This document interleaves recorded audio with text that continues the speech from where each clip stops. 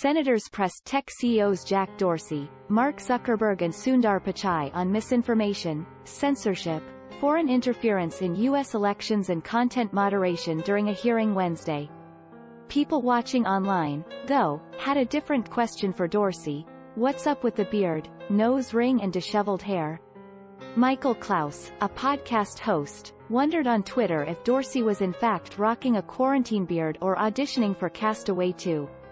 Dorsey also sported a shiny nose ring that almost makes him look like he's about to offer someone homemade kombucha at an Oakland house show, according to a Twitter user that goes by Eve.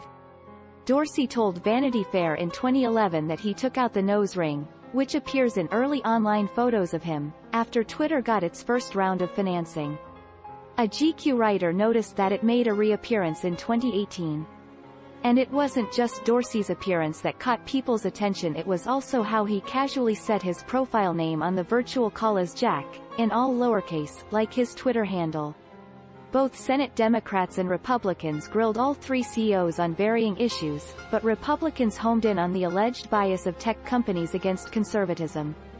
When asked about Facebook's political culture by Senator Ron Johnson, RWISC, Zuckerberg guessed that Facebook's employee base skews left-leaning. Dorsey said he had no clue of his employees' political leanings, while Pichai simply said that people of all viewpoints are welcome at Google. Senate Republicans like Sen. Ted Cruz, R. Texas, complained to Dorsey and Zuckerberg about their social networks limiting the appearance of New York Post articles about Hunter Biden, the son of Democratic presidential candidate Joe Biden. Mr. Dorsey, who the hell elected you and put you in charge of what the media are allowed to report and what the American people are allowed to hear? And why do you persist in behaving as a Democratic super PAC silencing views to the contrary of your political beliefs? Cruz said. We're not doing that, Dorsey replied. And this is why I opened this hearing with calls for more transparency. We realize we need to earn trust more. We realize that more accountability is needed to show our intentions, and these are the outcomes. Johnson also ripped Dorsey and Zuckerberg on the New York Post article's treatment. Zuckerberg denied anything was censored, saying that the articles were instead flagged on Facebook for fact-checkers to review. We judged at the moment that it looked like it was hacked material surfacing, and we updated our policy and our enforcement within 24 hours, Dorsey said. Johnson interrupted him mid-sentence. You were wrong. Zuckerberg said the article's distribution was constrained by Facebook after the company received alerts from the FBI to be on heightened alert around risk of hack and leak operations. Democrats, on the other hand, demonstrated vested interest in the spread of misinformation, and it's something they've already pushed for in Congress when House and Senate Democrats sponsored legislation to study the issue specifically relating to COVID-19.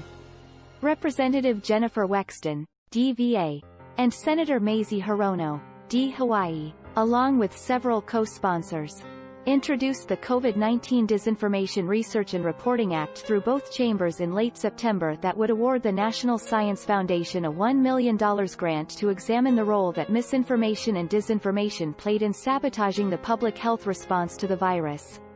But the House bill, along with its companion Senate bill, haven't made it very far through the legislative process. Democrats, like Sen.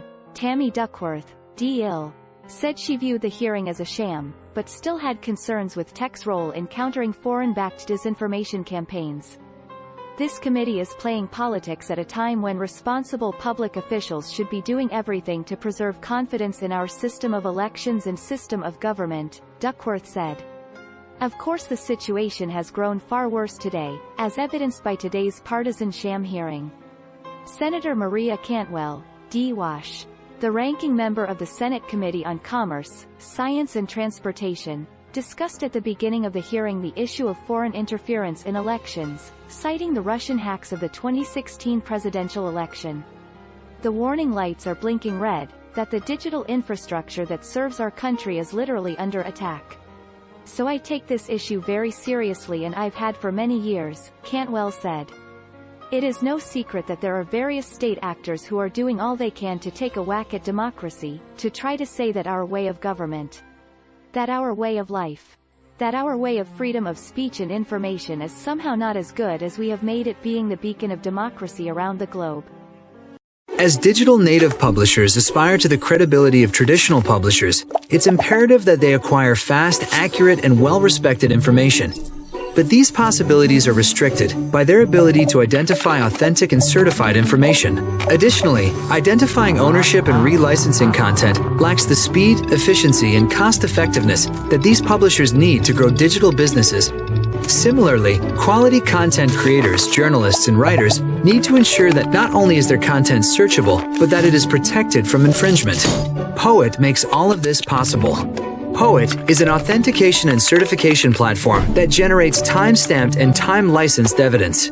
Utilizing the Bitcoin blockchain, Poet embeds unique fingerprints of all digital assets directly into the blockchain, along with information and data, like when and where it was originally published.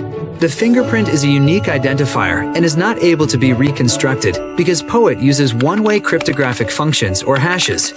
Content is verifiable and accessible by anyone in the world.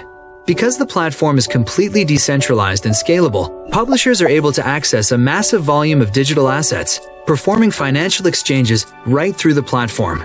Journalists, writers, and content creators are able to create what we call immutable portfolios of their work to store all of their content and access a global network of publishers for future distribution. And digital publishers receive end-to-end transparency, generating a detailed view into the integrity of the content's origin, its data, as well as a comprehensive audit trail. Poet, the open platform for ownership of the world's digital creative works.